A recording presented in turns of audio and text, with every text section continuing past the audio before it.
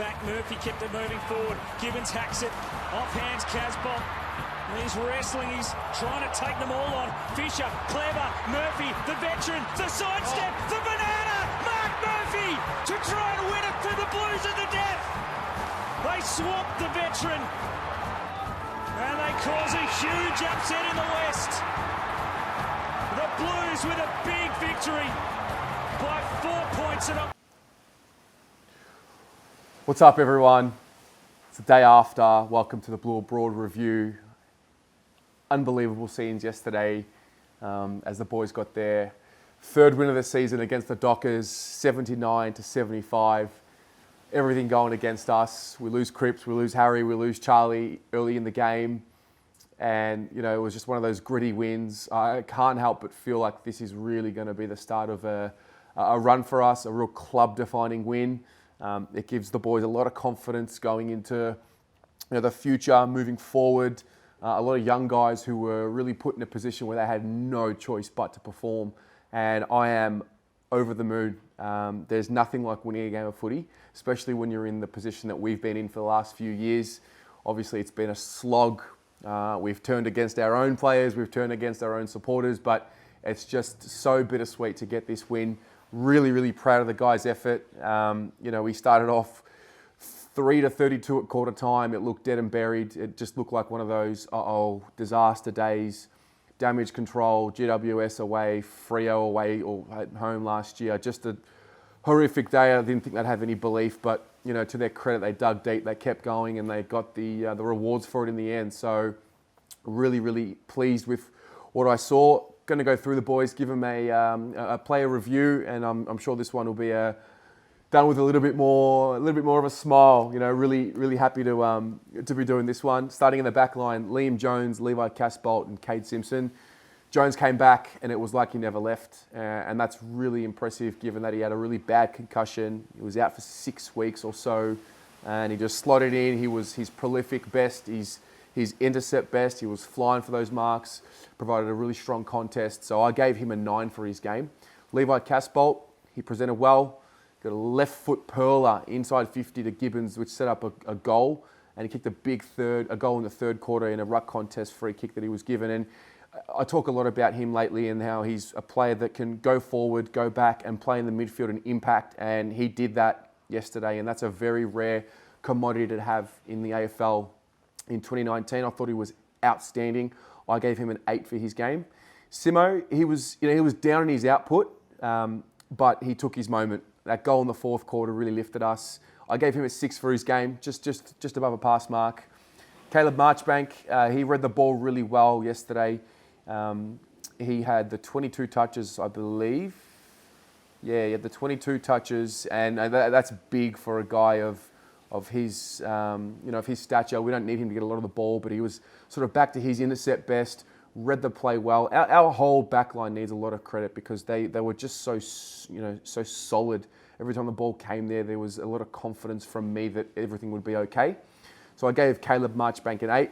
Jacob Wiedering started the game a little slow, worked his way into it, got pinned for a really soft push in the back early in the game, and he's just sort of getting himself in these positions lately. So we've just got to work on that. But I thought he was solid as the game went on. As I said, I'll give him a 7 for his game. Plowman, he looked after Michael Walters, when Walters drifted forward, and that's a daunting task. That's a really daunting task, and I thought he was outstanding. He had 19 touches, 6 marks. Again, one of the patrollers of that back line. He played with an intensity that we need him to play, and he's really improved from the beginning of the season, and I'm just really happy for him. So I gave him an 8 for his game. In the centre line, Mark Murphy, Paddy Dow, and Lockie O'Brien. Murph, you are an absolute legend, mate. Seriously, I've spoken a lot about Murph all year. I've backed him in. He's a club legend. He's played 250 plus games for us. He's won best and fairest. He's been the AFL's MVP. He's put his body on the line for this football club, and he's paid the price for it. And for some reason, we just forgot about that. So it was good to see him have one of these games, just to remind the fans, and hopefully people can think twice before they knock what he means to this football club and how much he loves this club. I'll give him a 10 for his game. He was outstanding. 34 touches, kicked the game-winning goal. He had a tiny little moment where he could have kicked that ball, and he did, and it was elite. So well done to Murph. Paddy Dow, He had the 7 touches. He kicked his goal. He had his moment, kicked his goal. He set one up for Mitch McGovern as well. I thought he was okay. I gave him a 7 for his game. He took his moments. That's the main thing with Paddy Dow. Obviously, he made that absolute blunder at the end where he played on and he shouldn't have. And that's a 19-year-old kid trying to figure his way through the system. So I think we've got to focus on the positives with him rather than the negatives. I'm really, really keen on having this mindset shift with our supporters, particularly with a guy like Dow. I had people calling him a plodder, a very average footballer. Like, the kid's 19 years old. Let's wait until he's 23 and performing like this before we start throwing out big terms like that. So well done to Paddy Dow. Obviously a lot to work with. He's got to start getting the ball a little bit more, but I liked what he did yesterday. So a 7 for me. Lockie O'Brien, he ran hard, drove the ball forward all day. Just checking what he had for the day. He had 18 touches and the 6 marks. Some of the kicks went out of bounds on the full and he just wasn't as clean with the ball, but I loved his intent. A guy of that size getting stuck into the Freo players. I think when Kennedy was thrown, it was a dangerous tackle, I believe it was, and he started a little bit of a biffo, and that's good to see. Just, his intensity and want, and he's been showing that since he came back into the side when Teague took over. So I'm really happy with what Lockie O'Brien showed yesterday. I've given him an 8 for his game. Ed Curnow, inspirational. Tagged Fife, was beaten. David Teague made the change. He spoke about it in the press conference after the game that he wanted to let Ed off the leash, and he was unbelievable. He's a ball winner. He's always been a natural ball winner. He had the 16 clearances, a 10 out of 10 game for me, a stand-in skipper as well. I weight that really heavily, especially for a guy that, it's his first time captaining a football team. So well done to you, Ed. He was fantastic. Charlie Curnow, shattering. He's just got back to full fitness. He's got that spring in his legs. Hurts his medial, that you'd think that's probably 3-4 weeks, and then you've got to probably give him 2 to 3 weeks after that to get his touch back and his spring back and his confidence and his mind back. So disappointing, but he'll be all right. I'm not going to give him a rating, obviously, because it happened so early in the game. Daisy Thomas, he was really solid all day. I gave him an 8 for his game. Kicked a really important goal as well. Just played a veteran's game. He had the 20 touches. Played obviously behind the ball and just really did what he needed to do. That's the bare minimum we need from Daisy. Obviously, he doesn't need to kick goals, but that's a bonus. But 20 touches, that's exactly what we need from him. Zach Fisher, I thought it was a little quiet. He had a cool little moment in that fourth quarter where he span around Nate Fife, but I thought he was a little quiet. He had the 16 touches. I just expected a bigger game for him and Samo, really. So I gave him a 6 for his game. It wasn't a poor game, just wasn't a dominant game. He was there and thereabouts, just didn't impact a whole lot, but that's okay. Mitch McGovern set the tone really early with a massive bump on Luke Ryan. Then he got a knock to his hip or his back early in that first, or late in that first, and he looked a little bit injured, and I wasn't sure if he was going to come back on. I'm not sure how much that hindered him, but it looked like it did. There was that moment where he played on in the fourth quarter. He missed. I don't know why he did it, because he's a beautiful set shot. Really, really, really good set shot. He's really just got to find a way to get more involved in the contest. And he's had an interrupted preseason. He's had the back injury, but we're at round 15, and you just got to be at your best by now. Particularly a guy of his skill and a guy that we've put so much investment into. So I gave him a pass mark for his game.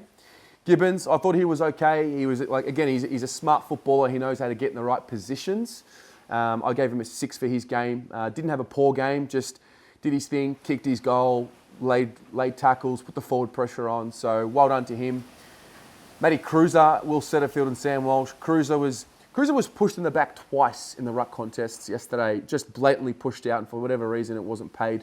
Just bringing that up just pissed me off. But I thought he was monumental in us. He just battled all day, and the conditions suited him. He's not an elite user of the football or anything like that, but he's just a crash and bash wet weather specialist. It really suited him yesterday. I gave him a 9 for his game because he just kept willing us contest after contest. Really happy with Cruz's game yesterday, and we know he always brings that. He never really doesn't bring the effort. Will Setterfield, this kid is so clean in traffic. There was a play in the fourth quarter where he just sort of ducked and dodged and weaved through 3 Freo guys and got a handball out. When he starts getting the whole package together, this kid is a really, really, really special talent. I liked his game. He didn't stand out massively, but he was really efficient. and I gave him an 8 for his game. Sam Walsh, I gave him a 9. He just, again, another one that willed his way to each contest. Didn't use the ball really well. He wasn't too effective with the ball. He rushed his kicks a little bit. I think this is a product of him just wanting to be so great so early that he hasn't really learnt how to just trust time and trust the process of time when he has the ball. That'll come. But I mean, the kid's getting 34 touches at 18 years old. He's running, rings around his opponent. He's a beauty. I gave him a 9 for his game. And, with some room to improve, but, to get the ball this much, Paddy Dow's probably struggling to do that. And so to see Sam Walsh being able to get the ball this many times is amazing. Jack Silvani, he pinged Mundy with 4 minutes 30 to go in quarter 2, and that was the first time I noticed him in the midfield. Started in the forward line, and I love that Teague made the move and put him on ball, because that's where he dominated in the VFL the week before. And, pinged Mundy, and then I thought, okay, this is something. He went to Nate Fife after that, did a great job on him, really, kept him honest, kicked an amazing goal in the fourth quarter. He just loves his football club. You can see it. He lives and breathes it. And I'm just so happy for the kid. We talked about him last week with Dan. We copped a little bit of criticism from some supporters who said he was no good, he was too slow, he was whatnot. But, it's good that you back a kid in and he performed. So I gave him a 9 for his game. Sam Petrevski-Seton, he lifted after a really poor first quarter. He had 2 touches in the first quarter, and he had a really sick tackle in the third quarter. As you can see right here, just caught the Freo player holding the ball, and that was the intensity that sort of culminated throughout the rest of the group, and that was really good to see. So I gave him an 8 for his game. Matt Kennedy, he moved to a forward flank in the third quarter. There was a moment in the fourth quarter where I really enjoyed it. It was a really quick ball in on the ground. It was a great handball in traffic to Walsh, who ran into a goal and missed. But it was that type of effort and that type of moment that I picture Matt Kennedy having. And, I gave him a 7 for his game. He kicked 2 goals, one really, really tough goal. I guess they were both tough. One was a snap and the other one was a really important set shot in the fourth quarter. Really enjoyed his game. He needs to find more of the ball, and we know that. But, first game back, I didn't really expect him to play. I was a little bit iffy about him playing, but he definitely proved his worth in the side yesterday. So a 7 for him. And finally, Nick Newman. This guy just positions himself, especially when we've pushed up the ground. He finds a way to be that release kick or that next kick when the opposition are kicking it out of there in defensive 50, and he just positions himself well, finds the ball well. I gave him an 8 for his game. I was stoked with his performance.